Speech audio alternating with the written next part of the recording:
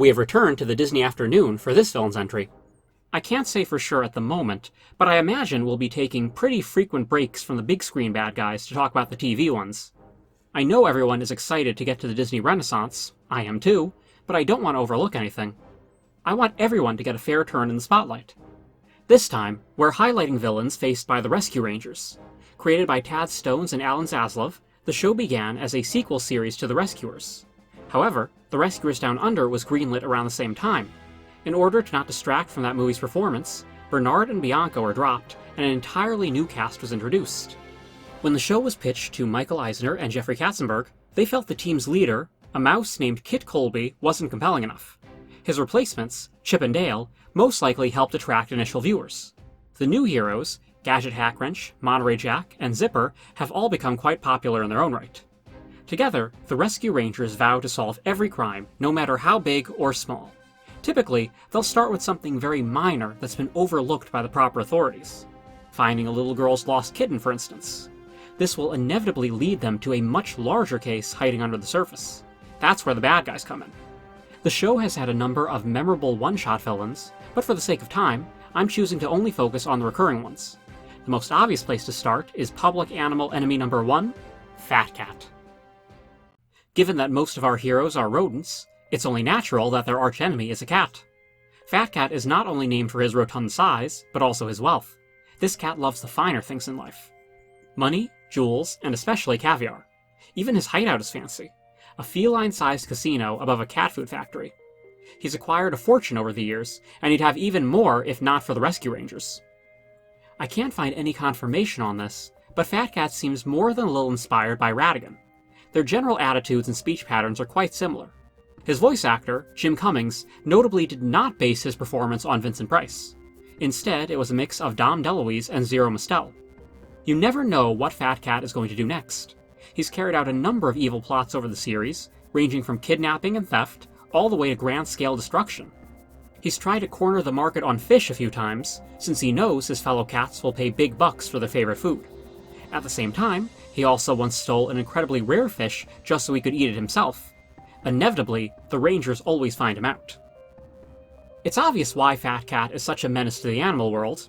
He's bigger than the Rescue Rangers, and even most of the cats we see. But he also poses a credible threat to humans. In this show, animals and humans live in separate worlds.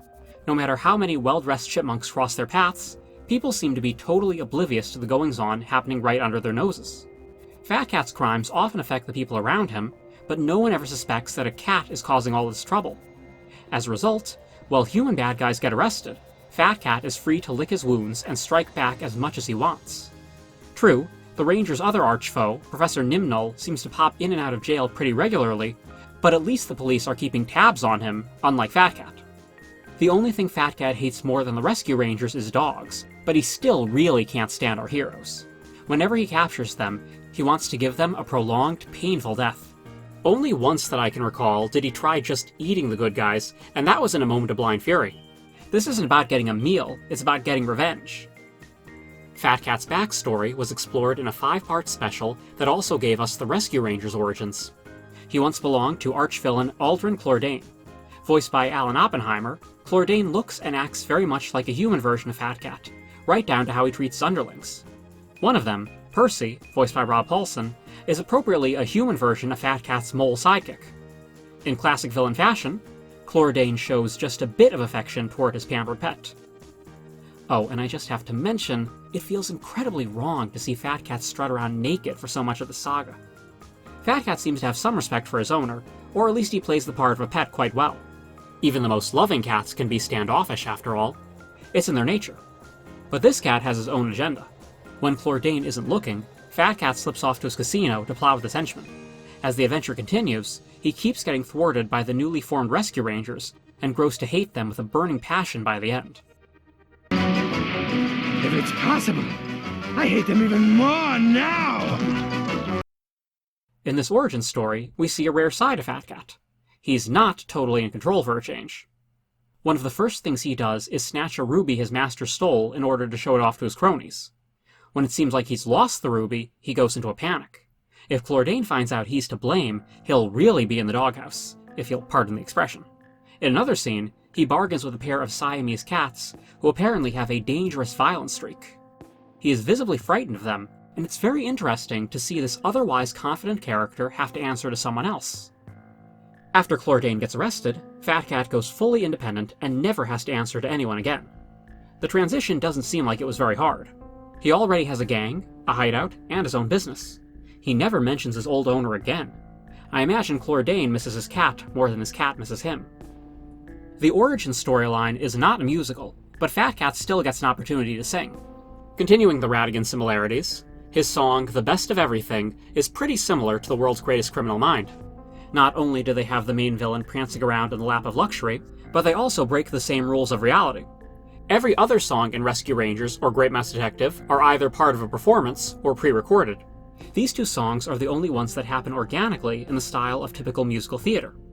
Fat Cat's other song, The Fat Cat Stomp, starts as an in-universe performance, but admittedly goes into full musical territory near the end.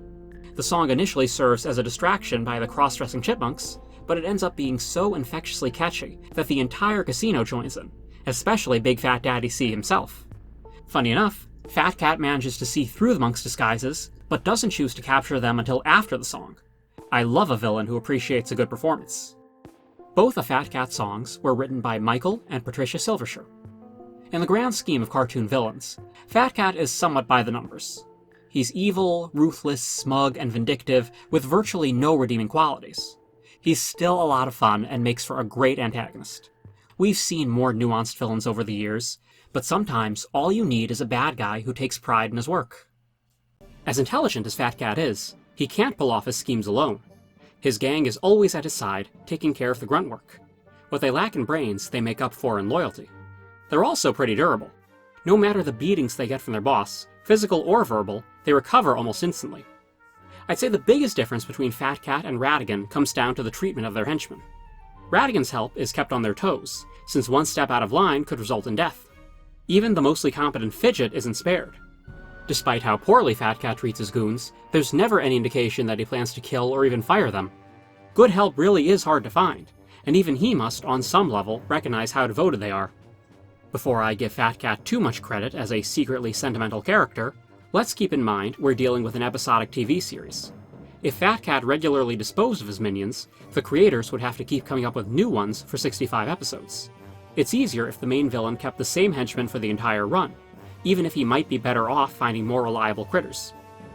I like that instead of giving him a gang made up entirely of other cats, the creators decided to mix it up with different animals. There's only one cat in the bunch, Mepps. In a lot of ways, he's the opposite of Fat Cat. He's still evil, but he's scrawny, disheveled, and dim-witted. Peter Cullen gives him a grating voice that's very fun to imitate, but a little less fun to listen to. We are incredibly far from Optimus Prime territory. Wart the Lizard and Snout the Rat are often regarded as the smartest members of the gang, but they're not actually all that bright. The other two are just incredibly dumb. Wart, voiced by Jim Cummings, generally has a good grasp on Fat Cat's plans, or if he doesn't, it doesn't take him long to understand the situation. Snout, voiced by Corey Burton, is along the same lines. For whatever reason, Snout appears the least out of the gang members. I guess the writers thought it'd be more fun to prioritize the stupider henchmen over the smarter ones. There's more room for comedy that way. Speaking of, out of the 4 gang members, the writers seem to like Mole the most. Voiced by Corey Burton, this dopey little critter is probably the least helpful, least intimidating villain on the show. He can barely see, and he's easily the dumbest of the group. If he wasn't backed up by the rest, Mole would probably be totally harmless. Even Zipper could probably take him in a fight, and the heroes could outthink him in their sleep. Most likely, Mole is just there to be Fat Cat's punching bag. Whenever he says or does something stupid, which is inevitable, Fat Cat can relieve some stress by smacking him or insulting him. The insults especially bounce right off, since Mole never understands them anyway. I cannot overstate how ineffective this character is. With his appearance, appetite, mannerisms, and even fashion sense, he's the closest thing we'll get to an evil Winnie the Pooh. Well, not counting the horror movie versions at least.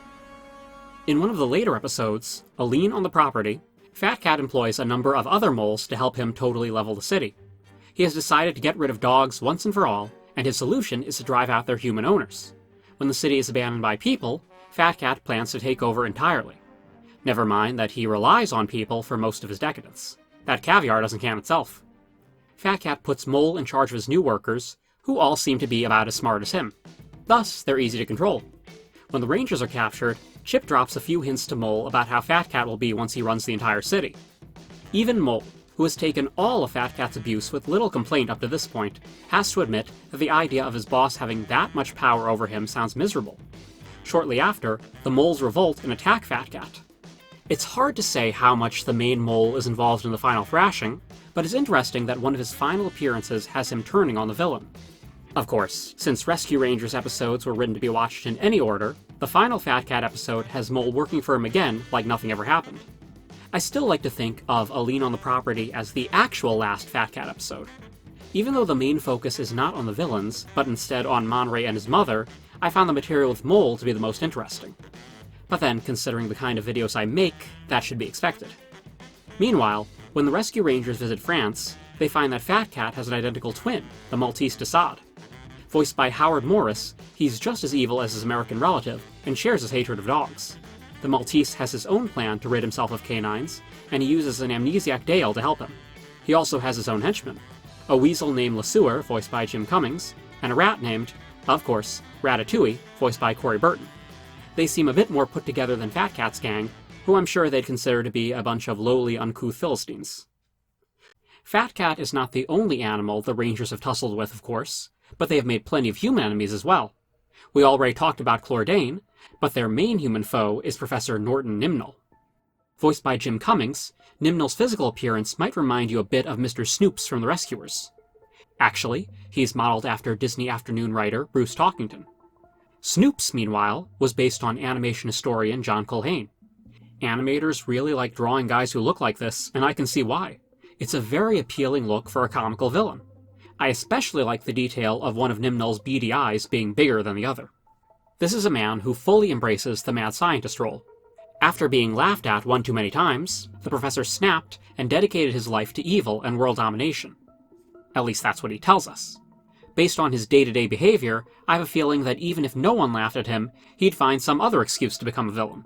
At the end of the day, it comes down to ego more than vengeance. Why do you want to destroy the city? Because nobody really takes a mad scientist seriously until he's leveled a city or two. NIMNUL'S inventions really are quite ridiculous and overcomplicated, but it just masks their true danger. In his first appearance, for example, he uses monstrous robot dogs to kidnap all the cats in the city in order to harness their static electricity to power a doomsday machine. Similarly, in the origin story, while working for Klordane, NIMNUL creates giant gelatin molds that cause earthquakes with their vibrations. It's all still Saturday morning goofiness, but in-universe, these are weapons of mass destruction. The professor takes pride in his inventions, but he rarely shows them any kindness. The second something doesn't work perfectly, he'll start punching and kicking it. Granted, it's debatable on how sentient some of these things are, but I think it speaks to a deep-seated cruelty within him. It's even worse when he captures and forces animals to do his bidding, which he's done a number of times. That's often how he gets on the Rangers' radar in the first place. Although he often exploits animals, NIMNUL is like the other humans on the show. He lives a life totally distanced from the animal kingdom. He only worked with Fat Cat once in the origin story, where they couldn't actually communicate. Klordane sends the cat to keep an eye on NIMNUL, but the professor mostly does his own thing. Fat Cat, for the most part, couldn't care less. The geek has a definite hardware hang-up. I bet stripping gears is his idea of a good time. It's a little disappointing that given the human-animal relationships on the show, the two main villains couldn't team up more often. At least that's until you realize that even if they could talk to each other, they wouldn't like each other that much. NIMNUL would refuse to take orders from a cat, and Fat Cat wouldn't stand for NIMNUL's short temper. The only reason to team up would be for exterminating the Rescue Rangers, and both parties would probably rather do that on their own. Of course, for most of the series, NIMNUL has no reason to want to rid himself of the heroes. Whenever they showed up to ruin his schemes, he assumed they were just ordinary vermin. He'd still try to get rid of them, but it was impersonal. He didn't realize how many times they'd already stopped him before. This finally changed in one of his later appearances, Rest Home Rangers. At long last, NIMNUL finally recognizes the Rangers, and is able to put all the pieces together. This episode actually had him trying to go straight for a change, and build something helpful. His demonstration goes wrong, and he is again rejected by the public, which inspires him to quickly return to evil. I'd feel worse for the professor if he had been genuinely trying to change for the better. It seems more like he was doing this on a whim to make some money and get adulation. Like I said before, given how emotionally volatile he is, there's a good chance that Nimnul would have gone back to evil anyway. His most interesting episode was his penultimate one. In an homage to The Fly, a teleporter swaps Nimnul and Zipper's heads. Zipper is mistaken for an alien and gets chased around by the government. Meanwhile, Nimnul teams up with the rescue rangers to make things normal again. Now that he's part fly, Nimnul can actually understand the vermin and begrudgingly admits that they're quite clever. Not that it stops him from still needing to be the smartest one in the room. Once everyone's bodies and heads are put in their proper places, the ungrateful professor tries to rid himself of the pests once and for all. Quick-thinking Zipper uses one of his inventions against him, teleporting Nimnul straight to police headquarters. If this show had tighter continuity, I would have been interested to see how Nimnul's future episodes would have gone. Not only has he begun to recognize the Rangers when they show up, but now he knows just how smart they really are. This could lead to some great confrontations of a more personal nature than before. Unfortunately, his last episode, A Chorus Crime, was a pretty by-the-number Nimnul plot. The professor forces penguins to tap dance in order to break off icebergs and sink ships. Maybe the elders in Happy Feet were right. This stuff is dangerous. The professor doesn't even see the Rangers this time around, and as is often the case, remains oblivious to their interference. The most interesting aspect is that Carol Channing voices one of the characters. The Disney shows from this period didn't often have guest stars. Similar to how I felt about Fat Cat, I like to think of Fly in the Ointment as Nimnul's actual last episode. It feels like the true climax of his constant battles with the Rangers and makes for the best possible conclusion to their storyline. While most of Nimnul's accomplices, for lack of a better word, are either robots or unwilling animals, a couple are worth mentioning. Sparky and Buzz, both voiced by Danny Gans, are a rat and a guinea pig who help Nimnul in the episode Does Pavlov Ring a Bell? The pair actually look up to the professor, who in turn seems the slightest bit nicer to them. The main reason these two admire their captor, aside from his brilliance, is because they don't realize how evil he really is. Nimnul has used Pavlovian tactics to put the rodents in a trance at certain points, and has them unwillingly help him commit robberies. When they find out what he's been using them for, they help the rescue rangers foil his plans. Most interesting is Nimnul's nephew Normie, voiced by Corey Burton. The little brat is a chip off the old block when it comes to wickedness, but he hasn't quite caught up in the brains department. Normie does not do very well in school, but the problem seems to stem mostly from laziness. Rather than do the work himself at the science fair, for example, Normie tries to pass off Nimnul's inventions as his own. Normie's not just a cheater, he's an outright menace. He jumps at the chance to torment little animals, and doesn't even have the excuses his uncle does. Nimnul hurts animals to further a greater evil goal, not just for the heck of it. Normie also cheers on his uncle's destructive conquest, especially if it means leveling the school. The professor has a line where he mentions giving Normie an allowance, implying that he's the boy's guardian. This could explain where Normie inherited all that cruelty. It's all very concerning. Moving back into the animal crime scene, our next villain is Rat Capone, voiced by, you guessed it, Jim Cummings, this time doing a James Cagney impression. He's assisted by his henchmen, Arnold Mousenager and Sugar Ray Lizard, voiced by Brian Cummings and Chuck McCann. The series is pretty good at clever names and puns, but I feel like they phoned these ones in. Sugar Ray Lizard, based on Sugar Ray Leonard, is decent, but the other two feel unusually lazy. With Fat Cat and Professor Nimnul dominating the recurring villain scene, it's nice to get a little variety with this group, even though they only appear twice. In fact, both of Capone's episodes feel like they could have been rewritten with Fat Cat as the main villain with a little tweaking, but I'm not complaining. The biggest difference between Capone and Fat Cat is Capone's infatuation with Gadget. He'd love to have her as his moll, but Gadget wants nothing to do with him. This reaches its logical conclusion when Gadget pretends to go along with the rat's plans in order to double-cross him. Had Capone appeared again, it's presumable that he wouldn't fall for the same trick a second time. His burly bodyguards fall into the same class as Fat Cat's boys. Arnold is huge but dumb, while Sugar Ray is somewhat smarter. Surprisingly, they're actually a bit more competent than Fat Cat's henchmen. Yes, they've been tricked a few times, but they've still managed to be a solid physical threat and just bright enough to make them actually kind of effective. It's a good thing Fat Cat doesn't know about them, because if they were to team up with the main villain, the Rangers might actually have some problems. It should be mentioned that Capone's design was previously used for a completely different character. Francis, voiced by Pete Shrum, is the leader of the Spy Rats, who face Dale in a Secret Agent episode. The fanfiction writer in me wants to believe that he and Capone are long-lost twins, but it's more likely that the animators liked how this one-shot character looked and decided to recycle it later on. On the obscure side of things, we have Sewer Al, a villain who appeared in comics and books, but never the actual series. Because Al's design was seemingly never finalized, his appearance varies from story to story. The alligator was actually developed for the show, but ended up going unused. Tad Stones said that the villain seemed too smart, too strong, and too competent for our community of heroes. In his story appearances, the Gator is a bit less evil, but he's certainly crafty. He has a passion for literature and can easily be bribed into giving the Rangers information. He is sometimes shown working for Fat Cat, but a good book can change his tune very quickly. That seems like a pretty big weakness, so I'm not sure why Stones and the other writers felt that Al would be too tough for the good guys to face. The mostly unused character went on to inspire a one-shot villain, Sewernose to Bergerac. This alligator, voiced by Pete Trum, is a Phantom of the Opera-style figure who lives beneath a theater and longs to perform on stage. Unfortunately, he also craves to eat his fellow actors in the audience. Applause feels good, but it doesn't exactly fill your stomach.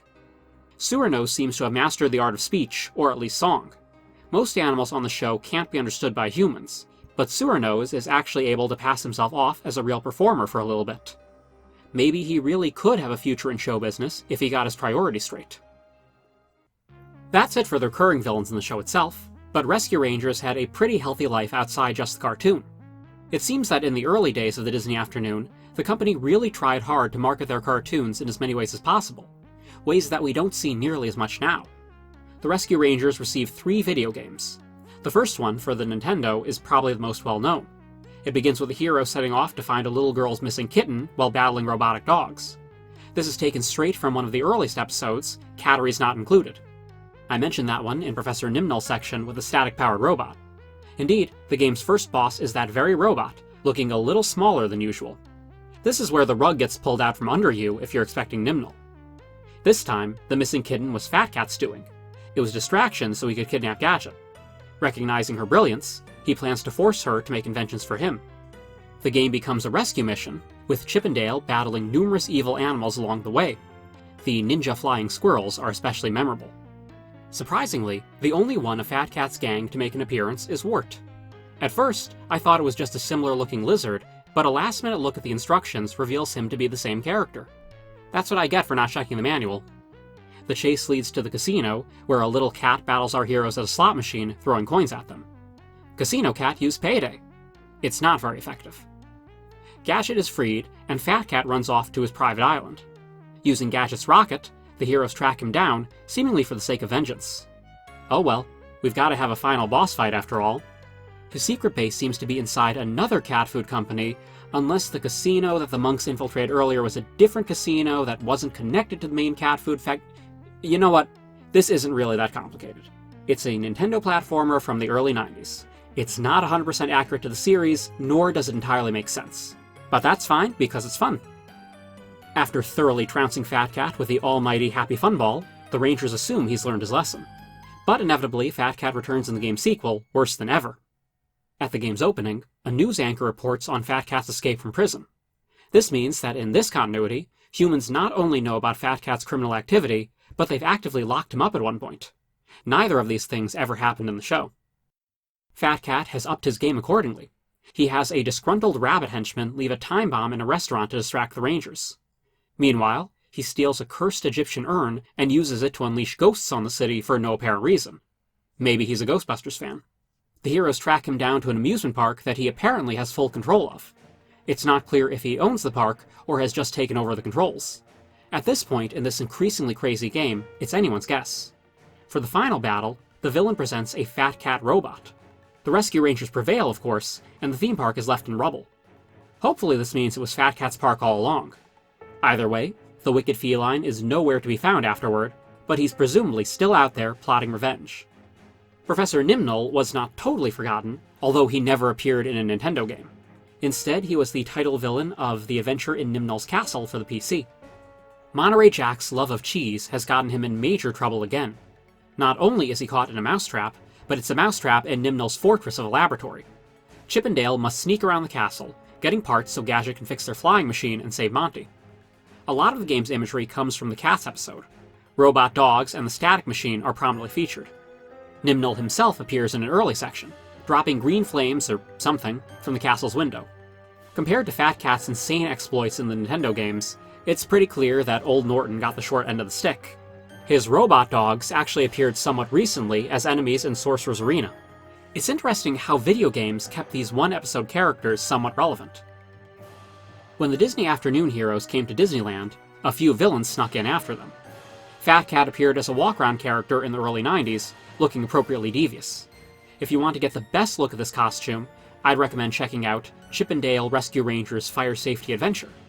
This educational video has Fat Cat making mischief in a fire station. His ultimate goal is to keep the heroes distracted while he steals a fire engine to use in a bank robbery.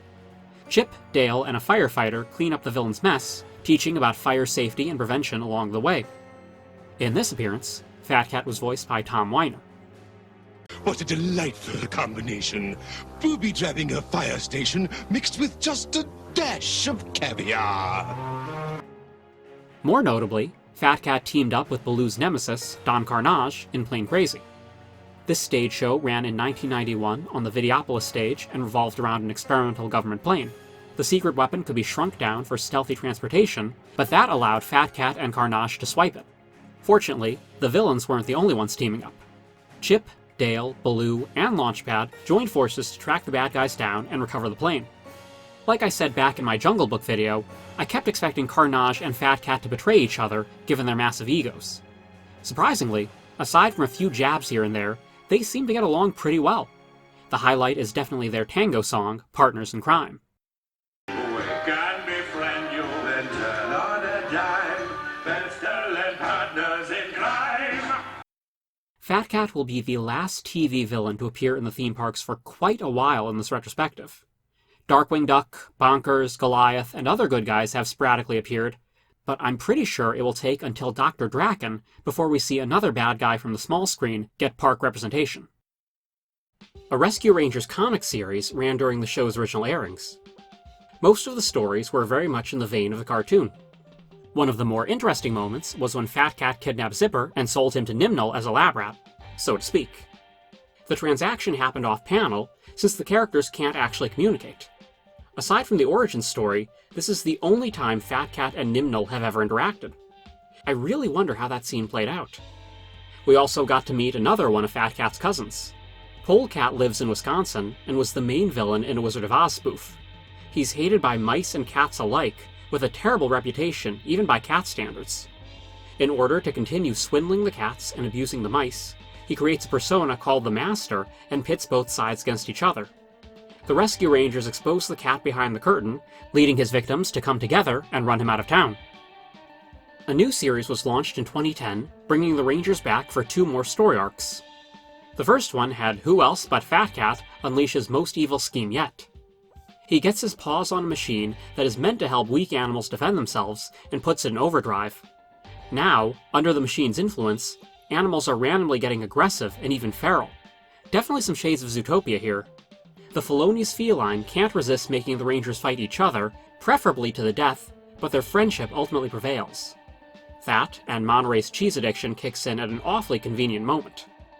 The second arc introduced some new villains, the Danger Rangers, a set of evil counterparts for each hero. For Chip and Dale, we have Scratch and Sniff, a pair of sleazy rats with silver tongues who discredit the Rangers in the eyes of the other animals. Zipper has Digger, a Hercules beetle who believes there's power in numbers. With his countless beetle buddies, he's virtually unstoppable. Monterey Jack has Orgo, a relatively huge turtle, totally outclassing him in the muscle department. Gadget has Glitch, another mouse inventor. When the Danger Rangers first attack, it seems senseless and totally out of left field, almost like their only motivation was to take the Rescue Rangers down. In fact, that's exactly the case. Glitch hired her own team to get revenge on Gadget specifically. The two were rivals as kids, or at least that's how Glitch viewed it. Gadget doesn't even remember her at first. Meanwhile, Glitch has an obsessive shrine dedicated to Gadget. You know, I made it pretty far into this video without mentioning that Russian Gadget cult, but now... Anyway, Glitch jumps between hating Gadget and desperately wanting to be her friend. Ultimately, she has to accept that she'll never outdo the heroic little mouse. Not because Gadget is brilliant or quick on her feet, but because Gadget and her friends came together organically.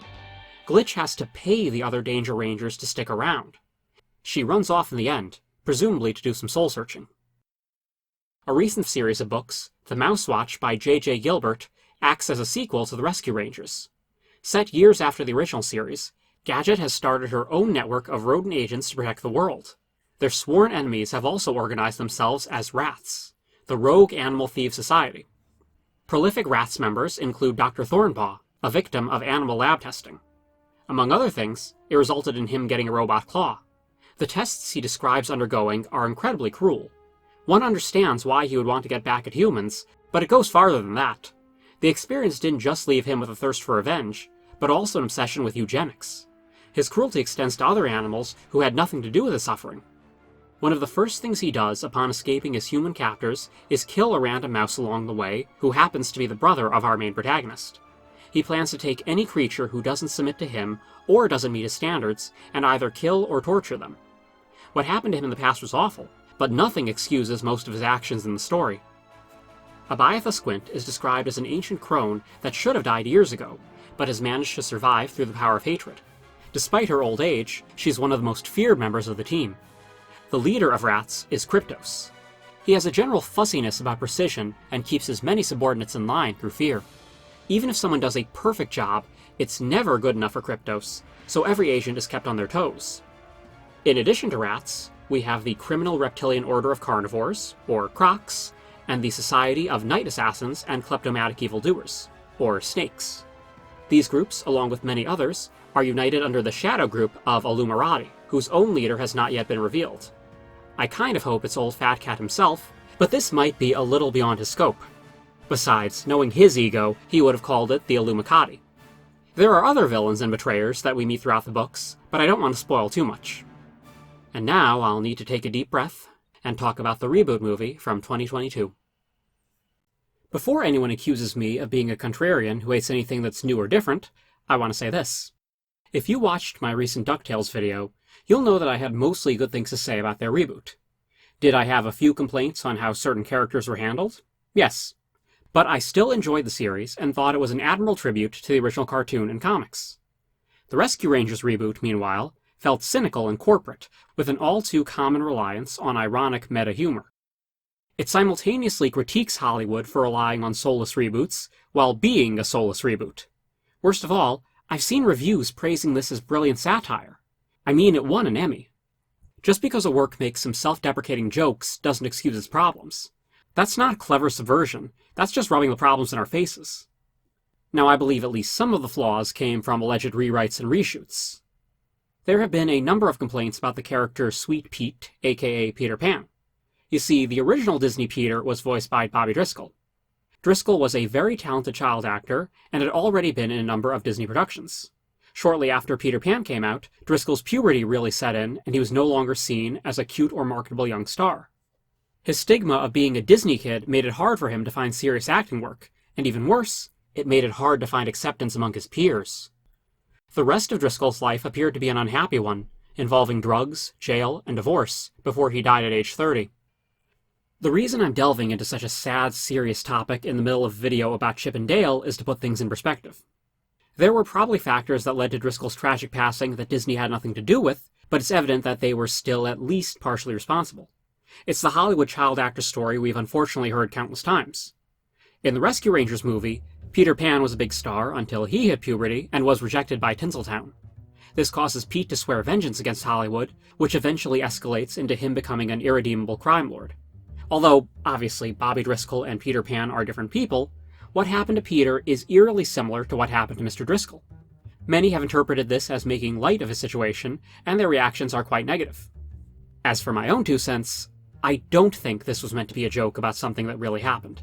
Like it or not, the disgruntled child star is a trope that's existed long before this. Honestly, I didn't even make the connection until I saw multiple people pointing it out. I wonder if the same thing happened with the production crew on Rescue Rangers.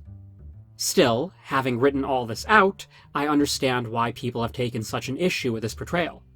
I really don't like policing what you can and can't make jokes about. I think that's detrimental to comedy, but at the same time, it does feel rather skeevy to have Disney themselves joking about a tragedy that their company was involved in.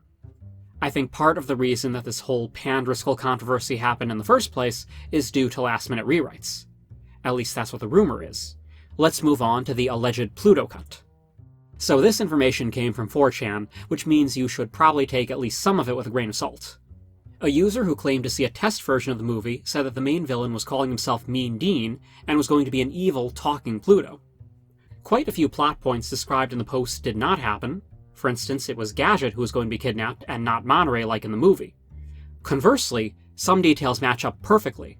The post mentions Ellie, a human cop who teams up with the Chipmunks by name even before she was revealed in the trailers. I think the smoking gun that might be proof of the Pluto Cut is the scene where Chip gets put through the villain's bootlegging machine and has a dog ear grafted onto him. Several characters call it a Snoopy ear, but unless we're talking about the wiry Snoopy that was only used in the 60s, Snoopy has always had roundish ears. This is a Pluto ear. Although it's now chipmunk-sized, Pluto was allegedly going to switch one of his ears with chips. Perhaps coincidentally, the director said their earliest idea was to have Charlie Brown play the villain role, but this didn't get past a very rough concept. I can't say for sure whether or not the Pluto rumors are true. Again, this came from 4chan, but that doesn't mean it should automatically be discredited. Movies do extensive reshoots all the time.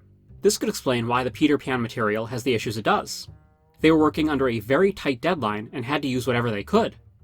Also, on X.com, Benny Botros showed me some storyboards with a younger-looking Peter Pan chasing the Chipmunks at a fan convention, which just adds another angle to the mystery.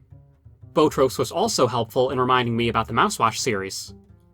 If there is a Pluto Cut, it will probably be many years before we find out, if that ever happens.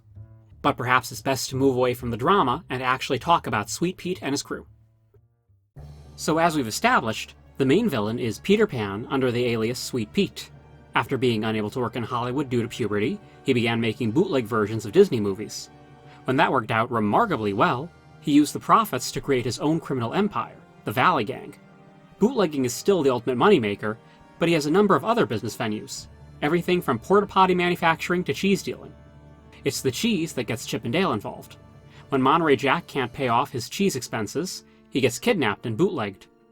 You see, Pete doesn't just make knockoff movies, he actually alters the characters to become distorted parodies of themselves.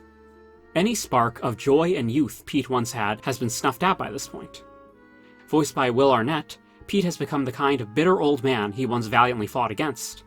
This brings up a plot hole, though, since most of the characters we see in the movie have not aged a day since their original appearance. Only Chip and Dale, who we see as kids in the prologue, and Pete seem to get visibly older. Why was Peter Pan so unlucky? We even see Cubby, one of the Lost Boys, who was still a child. True, he has a different voice than his very distinct one from the movie, so you could argue that this is actually a look-alike cartoon cosplaying, but that might be giving the reboot too much credit. I think this muddled story aspect supports the theory that Peter Pan was not the original villain. For the final battle, Pete ends up getting bootlegged himself, turning him into a Frankenstein's monster of cartoon body parts. Most notably, he has the head of Fat Cat, letting the original villain vicariously get a piece of the action. The real Fat Cat and Professor NIMNUL make some quick cameos at other points in the movie. The reason Sweet Pete's organization is called the Valley Gang is because they operate from the Valley, the Uncanny Valley. This is a pretty clever joke in theory, but it gets ruined when the Chipmunks overtly spell it out for us, as if they were worried we wouldn't get it otherwise. The uncanniness is at its peak with one of Pete's main henchmen, Bob the Dwarf. His off-putting motion capture means his eyes never actually make contact with the person he's allegedly looking at. Due to acting like and being voiced by Seth Rogen, complete with a laugh, Bob never comes across as all that threatening, even when he's outright attacking someone. The more menacing henchman is Jimmy, a polar bear voiced by Devon McDonald. He has his own moments of levity, but for the most part he's a bear. Don't let the cute sweater fool you. He is more than capable of mauling his victims like a non-cartoon polar bear. During their initial search for Monty, the Chipmunks visit Main Street. This sunny, cheerful slice of Americana is not what it seems. According to Dale, the supposedly innocent toons that work here are all using it as a front for some shady activities. Fat Cat's old minions, Mepps and Wart, can be glimpsed in the background, but I'm more concerned with the fact that Phineas and Ferb's mom works here. That raises a number of questions that I don't want answered. The Chipmunks are here to see Bjornson the Cheesemonger, a puppet voiced by Keegan-Michael Key. In this world, cheese is fine, but stinky cheese specifically is treated like a hard drug. Monty has always had a cheese addiction, even in the original show, but this movie drops all the subtext. Underneath the shop is a cheese equivalent of an opium den. Bjornson initially speaks with a mock European accent, clearly inspired by a certain Muppet chef, but he drops it when the monks start asking too many questions. The movie has some subtle fun with him being a puppet. We never see his feet, and it's left unclear if he has any in the first place. Subtlety is not this movie's strong point, and I appreciate the moments where they get to be creative in a quiet, effective way. Oddly, the classic Disney Pete is seen working for Sweet Pete near the end. Most of the characters forced to be in these bootleg movies act like they've been drugged or partially lobotomized. Pete does not look like he's been physically altered, and he seems much more cognizant than the others. I suppose if anyone wanted to get one over on Mickey's company, it would be his archenemy. The final bad guy in the reboot is a twist villain. Captain S. Putty, a clay police officer voiced by J.K. Simmons, is first introduced as someone trying to take down Sweet Pete's gang. It's later revealed that he's a dirty cop and has been on Pete's payroll this whole time. He has no motivation outside of greed, which is fair enough. Sometimes it really is as simple as that, even in the real world. Putty is often dismissive of Ellie, another officer who ends up working closely with the Chipmunks. She's good at her job, and if he doesn't keep her mind clouded, she's likely to figure things out herself. He even gives her an anonymous false tip at one point, leading to a failed raid and making her lose confidence. You gave the fake tip? You derailed the whole investigation, and worst of all, you made me doubt myself. No, I think the worst part was the trafficking of innocents, but sure, let's focus on your thing. Even the Chipmunks suspect him at one point, mentioning that the police sergeant was always secretly the bad guy in their old cartoon. This definitely raised an eyebrow for me, since that never happened in the actual show. There was a police chief, but he was oblivious and incompetent, not corrupt. Putty's final battle with Ellie is probably one of the movie's highlights. He might be a little Gumby person, but he's capable of shapeshifting and is virtually indestructible. They take full advantage of the creative possibilities and are clearly having a good time thinking of all the ways a clay man could attack someone. Unfortunately, just when things are getting good, there's a gag when Putty gets thrown into a newspaper and the newsprint comes off on his face. It's a clever visual joke, but once again, they have to make sure us dummies in the audience don't miss it. Oh, it's stuck to my face like silly putty. Remember that stuff? I didn't really talk about the musical themes in the original show because it mostly consisted of stock music. There were musical pieces that played for the villains, but it was more general bad guy music as opposed to themes specifically written for Fat Cat or NIMNUL. Meanwhile, in the movie, Brian Tyler did write a theme for Sweet Pete.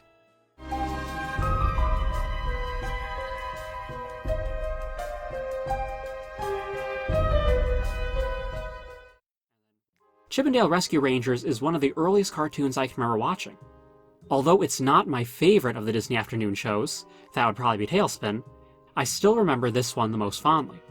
Fat Cat and NIMNUL were great foils to the do-gooders, and the show also had a number of fun one-shot villains that I didn't even mention. My favorite was probably an evil bull named Elemenopio. That name alone is great. Meanwhile, in the world of movies, we finally reached the fabled Disney Renaissance. Our next video will be one of massive proportions as we dive into the Little Mermaid franchise. Sea witches, evil mantas, and deranged French chefs await us. A solo crime career is merely fleeting, and working as a team is twice the fun.